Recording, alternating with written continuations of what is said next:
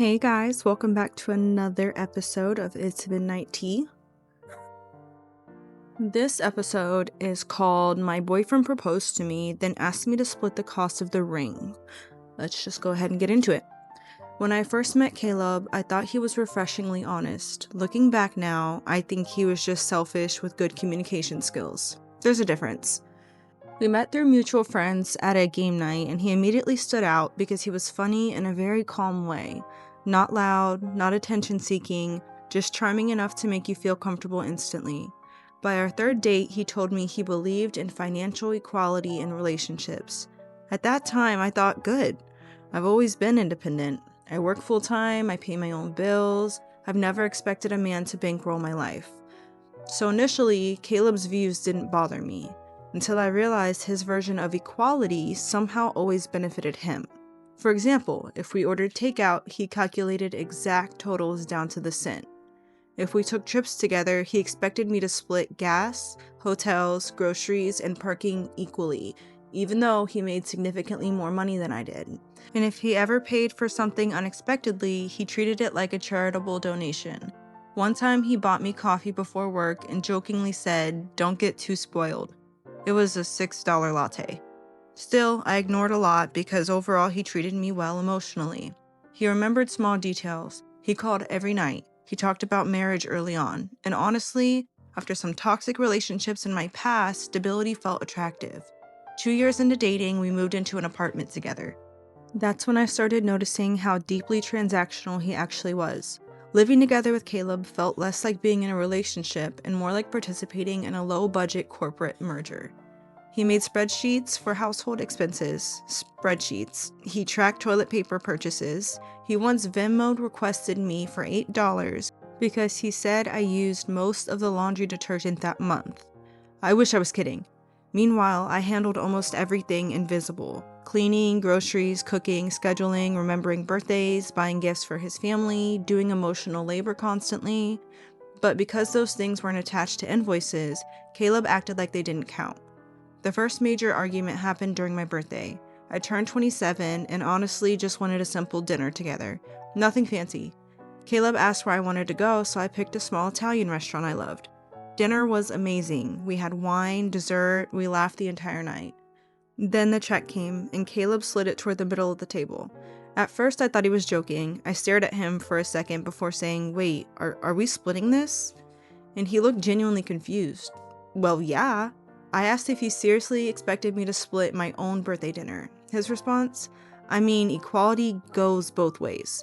I felt embarrassed immediately because the waiter was literally standing there, so I quietly paid half. The ride home was awkward. When I told him my feelings were hurt, he got defensive instantly. I don't believe men should financially carry relationships. And that's when I realized something important. Caleb used feminism the way some people use therapy language, to justify being inconsiderate. Because equality should not mean treating your girlfriend like your college roommate. Still, somehow we moved past it. Mostly because Caleb was extremely good at making me feel irrational anytime I was upset. He'd say things like, "You're reacting emotionally instead of logically," or "I think social expectations are influencing you," which sounds intelligent until you realize someone's basically talking you out of your own feelings. Then Christmas came, and honestly, I should have left after that. Caleb asked me weeks ahead of time what I wanted, so I made him a small list.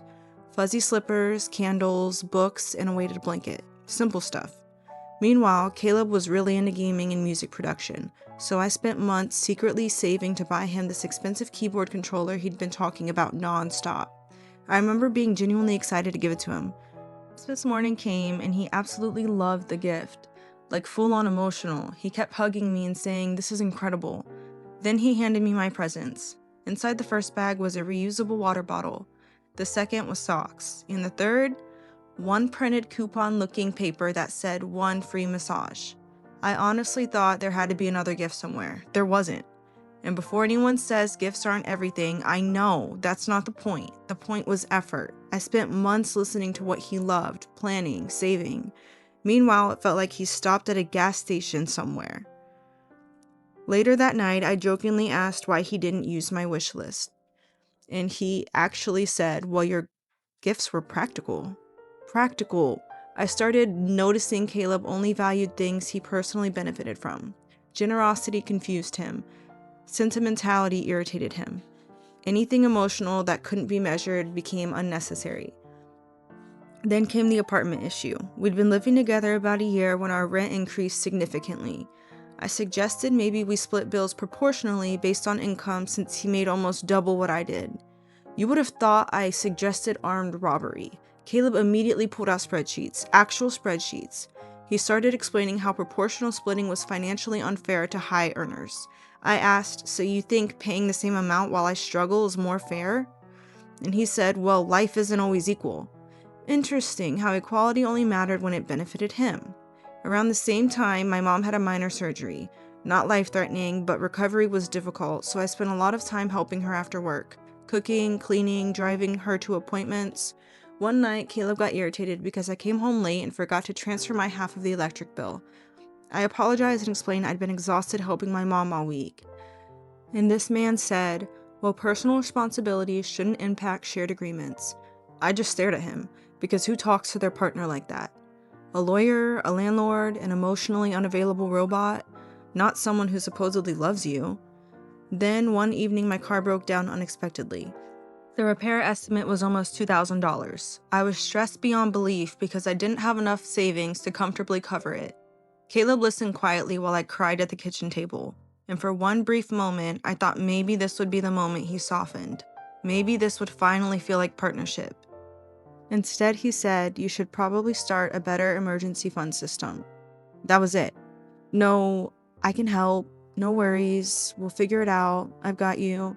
Just financial criticism wrapped in fake concern. And somehow I still stayed, because toxic relationships aren't always screaming matches and cheating scandals.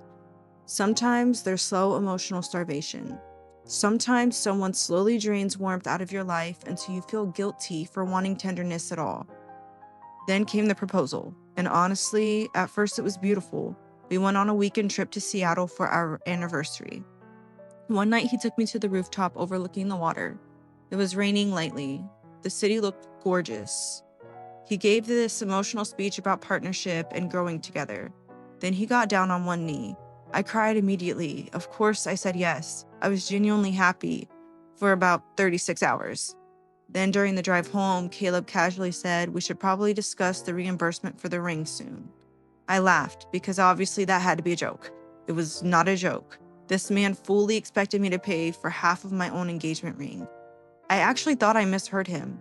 I said, wait, reimbursement? And he nodded like it was completely normal. Well, yeah, since it's for both of us technically. I stared at him so long he finally added, I mean, you'll be wearing it. I wish I could explain the level of confusion I felt in that moment. Not even anger initially, just confusion. Because what kind of person proposes to someone while already planning their invoice? I asked if he was serious, and instead of answering directly, he launched into this weird speech about outdated gender roles and financial fairness. Then he actually said, I don't think marriage should start with unequal expectations. At that point, I felt physically ill. Not because of the money itself. I could afford half the ring. That wasn't the issue. The issue was realizing the proposal wasn't really a gift or gesture of love to him. It was a shared business expense. I tried explaining why it hurt my feelings, but Caleb immediately became frustrated. You're making this symbolic when it's actually practical. That sentence told me everything, because love is symbolic sometimes. Relationships are not supposed to feel like accounting meetings. After that conversation, something shifted in me permanently. I started noticing things I'd ignored before. How every act of generosity from him came with invisible conditions. How every shared experience somehow became mathematically calculated. How he kept score constantly. Then things got worse after we started wedding planning. Caleb wanted spreadsheets for everything. If my parents contributed more financially, he wanted equivalent emotional contributions from his family. I genuinely thought he was kidding when he said that. He wasn't. And then one night, while discussing the honeymoon, he said, well, obviously, if we ever have kids, expenses should remain 50-50 too. I asked how that would work if I needed maternity leave. And this man looked me dead in my face and said, you should probably prepare savings in advance for your portion. Your portion of childbirth? I think my soul left my body temporarily. Suddenly, I started imagining my entire future with him. recovering from labor while Caleb calculated diaper percentages in an Excel sheet, being Venmo requested for baby wipes, arguing over grocery receipts for the next 40 years. And for the first time since meeting him, I panicked, real panic, because I realized I wasn't marrying a partner. I was marrying someone who viewed relationships as contractual obligations with emotional side benefits. A week later, everything finally exploded. My friends took me out for drinks after work, and one of them asked to see the ring. When I awkwardly explained the reimbursement situation, the entire table went silent. Then my friend Morgan said, "Girl, he invoiced your engagement." And hearing it phrased that way made me want to throw up, because she was right. That's exactly what happened. Suddenly, all the things I'd normalized sounded insane out loud. The birthday dinner, the laundry detergent, the spreadsheets, the constant scorekeeping. Morgan finally asked, "Do you actually feel loved or just financially audited?" That question destroyed me because deep down, I knew the answer already. So that night I went home and asked Caleb one final question. I said, "If you got promoted tomorrow and made $1 million a year, would you still need me to reimburse half the ring?" And without hesitation, he said, "Yes, because it's the principle." The principle, not partnership, not generosity, not love, principle. And weirdly enough, hearing that made everything become crystal clear. I took the ring off, set it on the counter, and said, "I think you should find someone who wants to be your business partner instead." Caleb genuinely looked shocked, like he couldn't comprehend why I was upset. Then he said the craziest thing of all: "You're ending a healthy relationship over finances?" I almost laughed because this relationship was never actually about finances. It was about selfishness disguised as logic, about keeping score instead of building a life together, about making someone feel guilty anytime they wanted softness, generosity, or care. We broke up 2 months ago, and according to mutual friends, Caleb still tells people I ended the engagement because I expected traditional gender roles. But honestly, I never wanted a provider. I just wanted someone who understood that love isn't supposed to feel like splitting a receipt forever. I don't know, guys. I kind of have opinions on this one. There were signs from the jump, but I've also been in the situation where you're so in love with someone and consumed by someone that a lot of the things you notice, you don't say out loud, or you kind of deny. So let me know what you guys thought about it down in the comments. Thank you so much for tuning into this one, and I will see you next time on It's Midnight Tea. Bye.